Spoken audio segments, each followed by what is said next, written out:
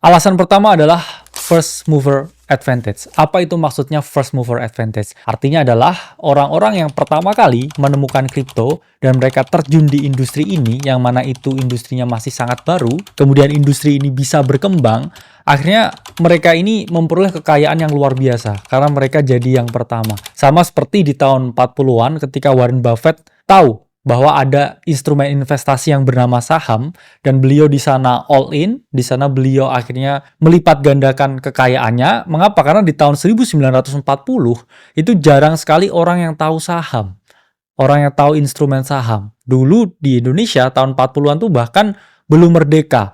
Orang taunya masih dijajah. Sementara beliau ini udah berinvestasi di aset tersebut. Jadi bayangkan ya kekayaannya seberapa gede karena first mover advantage tersebut. Dan beliau pun mengungkapkan melalui partnernya juga Charlie Munger, almarhum, bahwa kalau mereka di-challenge lagi sekarang, detik ini juga, dengan bahkan knowledge yang mereka miliki, untuk masuk ke pasar saham, apakah mereka bisa memperoleh return yang sama? Jawabannya enggak. Mengapa? Karena udah tidak ada alpha lagi di market. Beliau ini big win di Apple, big win di Coca-Cola. Ketika perusahaan-perusahaan tersebut ini, waktu itu juga perusahaan yang baru pertama kali membuat usaha soft drink, yang mana soft drinknya levelnya dunia. Sama juga Apple dulu belum ada pesaingnya. Dia baru pertama kali menemukan smartphone yang memiliki ekosistem yang bisa diterima di semua orang di dunia ini. Nah, ke depan, alfa-alfa seperti itu di pasar saham udah sangat sedikit. Mengapa? Jawabannya, satu, persaingan dari perusahaan-perusahaan itu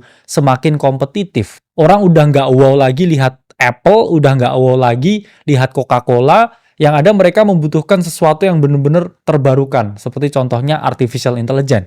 Meskipun artificial intelligence juga memiliki persaingan yang luar biasa ketat, dan menurut saya pribadi masih jauh dari kata monopoli. Ditambah lagi Warren Buffett sudah tidak bisa compete seperti zaman dulu karena banyak sekali instrumen keuangan yang lahir seperti indeks dan lain sebagainya ya. Itulah menyebabkan beliau pun udah nggak bisa compete di market yang ada saat ini, di market saham yang ada saat ini. Sementara kripto ini benar-benar baru.